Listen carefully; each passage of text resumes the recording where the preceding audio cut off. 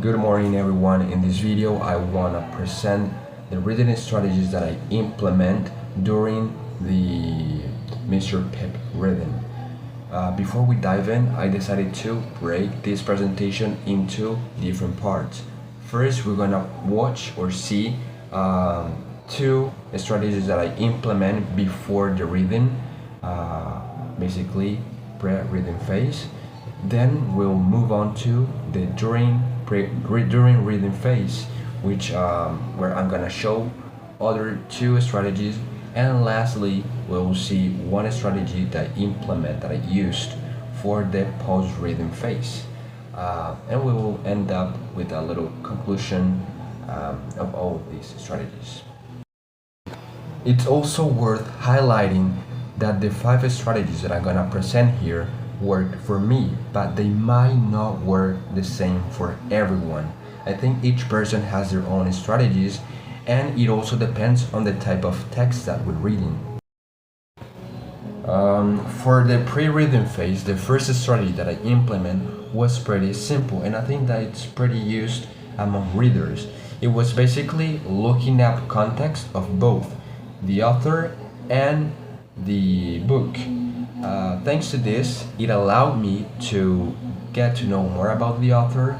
He was born in New Zealand and he published this book in 2006.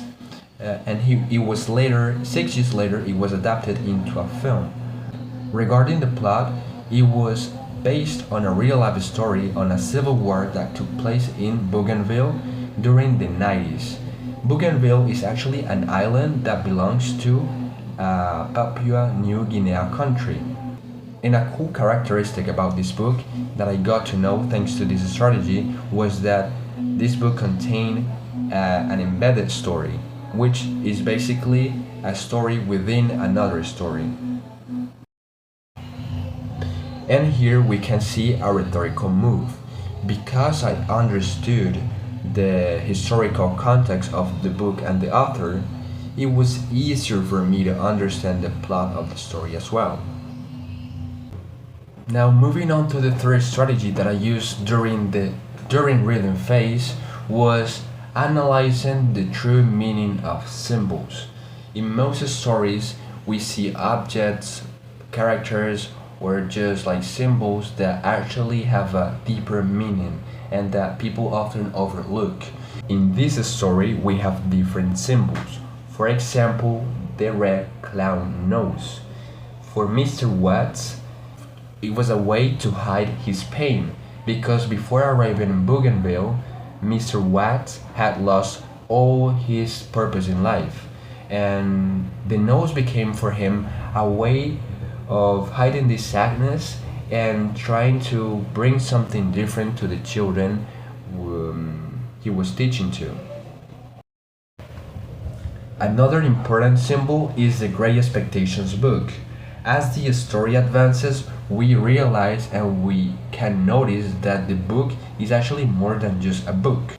For Matilda, it's a symbol that we can find hope even during the most difficult times. And the last symbol is fire. Throughout the novel, fire represents destruction and the loss of hope. When the soldiers burn the village and destroy books, they are not just destroying objects, but also like knowledge and hope, ultimately. And the rhetorical move that predominates in this slide is definition, that we use it to give meaning or to explain the meaning of every symbol. Now, moving on to the end of this presentation, we have the last strategy that I used in the post-reading phase, and it was basically discussing with peers, discussing with other people the novel and how we understood this novel. So the reason this is very useful is because one person can understand one book completely different or can have like a different perspective than other person. So comparing idea, constructing and sharing those insights can be very helpful and can help you understand the novel from different perspectives.